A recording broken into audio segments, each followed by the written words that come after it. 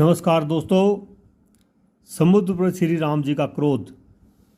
जब 3 दिन तक समुद्र ने रास्ता नहीं दिया, बहुत विनय करने के उपरांत भी, तब श्री रामचंद्र जी ने किस तरह से लक्ष्मण को कहा, विनय न मानस जल्दी जड़, गए 3 दिन बीत, बोले राम सकोप तब भय बिन होए न प्रीत।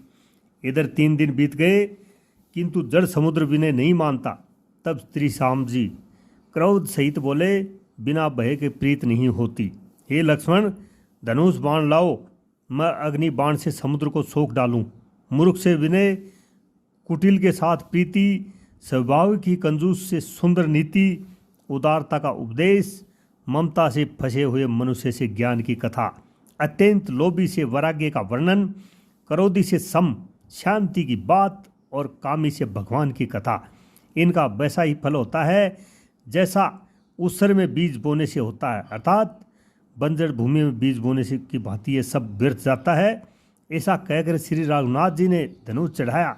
यह मत लक्ष्मण जी के मन को बहुत अच्छा लगा।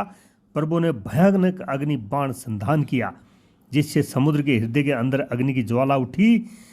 मगर सांप तथा मछलियों के समूह व्याकुल हो गए। जब समुद्र ने जीवों को जलते जाना, तब सोने के थाल में अनेक मणियों और रत्नों को भरकर अभिमान छोड़कर ब्राह्मण के रूप में सामने आया। काक भुसुंडी जी कहते हैं, हे गुरु जी सुनिए, चाहे कोई करोड़ों उपाय करके सींचे, पर केला तो काटने पर ही फलता है। नीच विनय से नहीं मानता, वह डांटने पर ही झुकता है, रास्ते पर आता है। समुद्र ने भयभीत होकर प्रभु के चरण पकड़कर कहा, हे नाथ, मेरे सब अगुण दोष अक्षमा कीजिए। हे नाथ, आकाश, वायु, अग्नि, जल और पृथ्वी, इन सब की करनी स्वभाव से ही जड़ है। आपकी प्रेरणा से माया ने इन्हें सृष्टि के लिए उत्पन्न किया है। सब ग्रंथों ने यही गाया है। जिसके लिए स्वामी जी की जैसी आज्ञा है, वह उसी प्रकार से रहने में सुख पाता है। प्रभु ने अच्छा किया जो मुझे शिक्षा दंड दिया, किंतु मर्यादा जीवों का स्वभाव भी आपकी ही बनाई हुई है। ढोल गंवार, शूद्र, पशु, नारी और स्त्री, ये सब शिक्षा के अधिकारी हैं। प्रभु के प्रताप से मैं सूख जाऊंगा और सेना पार उतर जाएगी। इसमें मेरी बड़ाई नहीं है, मेरी मर्यादा नहीं रहेगी। तथापि प्रभु की आज्ञा अपेल है, अर्थात आपकी आज्ञा का उल्लंघन नहीं हो सकता, ऐसा वेद गाते हैं। अब आपको जो अच्छा लगे मैं तुरंत वही करूं। समुद्र के अत्यंत विनीत वचन सुनकर कृपालु श्री राम जी ने मुस्कुराकर कहा, हे तात, जिस प्रकार वानरों की सेना पार उतर जाए वह उपाय बताओ। समुद्र ने कहा, हे नाथ, नील और नल 2 वानर भाई हैं। उन्होंने लड़कपन में ऋषि से आशीर्वाद पाया था। उनके स्पर्श करने लेने से ही भारी भारी पहाड़ भी आपके प्रताप से समुद्र पर तैर जाएंगे। मैं भी प्रभु की प्रभुता को हृदय में धारण कर अपने बल के अनुसार जहाँ तक मुझसे बन पड़ेगा सहायता करूँगा। हे नाथ, इस प्रकार समुद्र की बधाइए, जिससे तीनों लोकों में आपका सुंदर यश गाया जाए।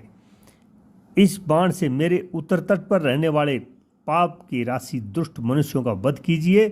कृपालु श्री रणधीर श्री राम जी ने समुद्र के मन की पीड़ा सुनकर उसे तुरंत ही हर लिया, अर्थात बाण से उन दुष्टों का वध कर दिया। श्री राम जी का भारी बल और पौरुष देखकर समुद्र हर्षित और सुखी हो गया। उसने उन दुष्टों का सारा चरित्र प्रभु को कह सुनाया। फिर चरणों की वंदना करके समुद्र चला गया। समुद्र अपने घर चला गया। श्री रघुनाथ जी को यह मत, उसकी सलाह अच्छा लगा। यह चरित्र कलयुग के पापों को हरने वाला है। इसे तुलसीदास जी ने अपनी बुद्धि के अनुसार गाया है। श्री रघुनाथ जी के गुण समूह सुख के धाम, संदेह का नाश करने वाले और विषाद का दमन करने वाले हैं। अरे मूर्ख मन, तू संसार का सब आशा भरोसा त्याग कर निरंतर इन्हें गा और सुन। श्री रघुनाथ जी का गुणगान संपूर्ण सुंदर मंगलों का देने वाला है। जो इसे आदर सहित सुनेंगे वो बिना किसी जहाज या किसी अन्य साधन के ही भव सागर को पार हो जाएंगे, तैर जाएंगे। कलयुग के समस्त पापों का नाश करने वाले श्री रामचरित मानस का यह 5वां सोपान यही समाप्त होता है। दोस्तों, अगर आपको ये सोपान अच्छा लगे तो लाइक करें, शेयर करें, सब्सक्राइब करें। जय श्री राम।